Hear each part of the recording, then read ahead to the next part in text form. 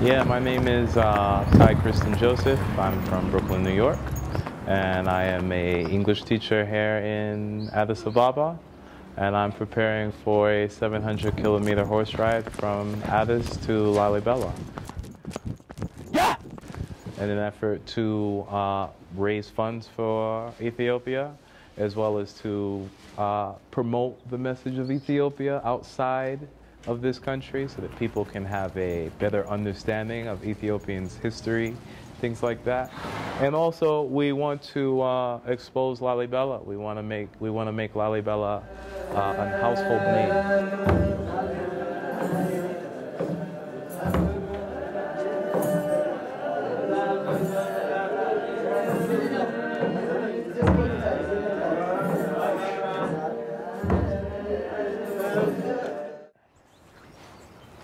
His name is Abyssinia, and I bought Abyssinia in an area called Akaki in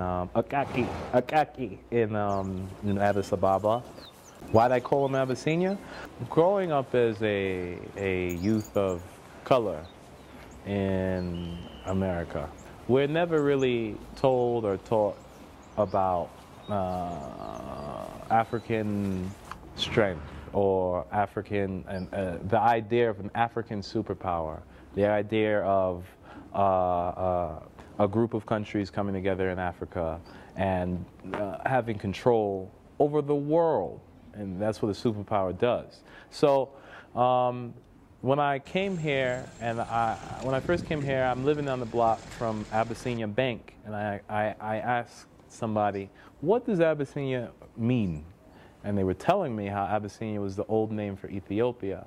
And eventually, the more people I asked, I learned about how Abyssinia was a combination of many countries surrounding Ethiopia, such as Djibouti, such as Eritrea, such as Somalia, Sudan, South Sudan, Tanzania's in there. People have spoken about Egypt being in there. Is there any others that I left out? Yemen is in there. I said Uganda, right? So this was the last African world superpower that existed not that long ago. And I have had no idea about these kinds of things. Once I learned about Abyssinia, it was the sky's the limit from there. I was very happy about that.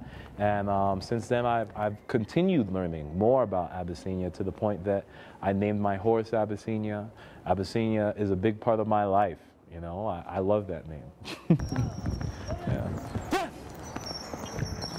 We're going to be going on the main road from Addis Ababa to Lalibela, and it's called the Desi Road. Approximately 20 days is what we're shooting for the trip. In terms of where I'd be staying, a lot of tour managers and people wanted me to stay in these big, fancy, schmancy hotels, but what I am adamant about is trying to stay with farmers, staying in farmers' homes and small little pensions, eating what the farmers eat, seeing what the farmers do and how they live, and, you know, giving a depiction of that for the rest of the world. In terms of the fundraising, there's a few different aspects that I am attempting. So first, there's the financial aspect. The partner for the Riding for the Cause is Abibich Gombena's organization, and she's built 2 schools, one in Burayu and one in Addis Ababa.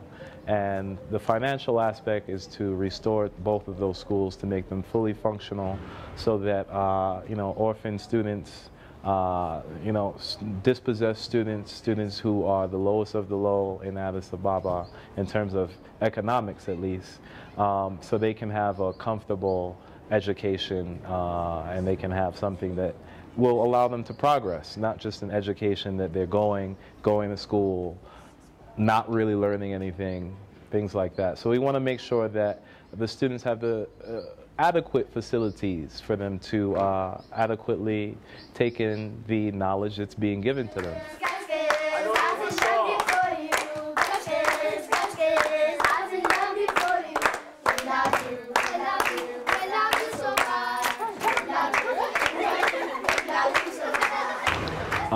I'm trying to raise $20,000, not including books, computers, and clothing.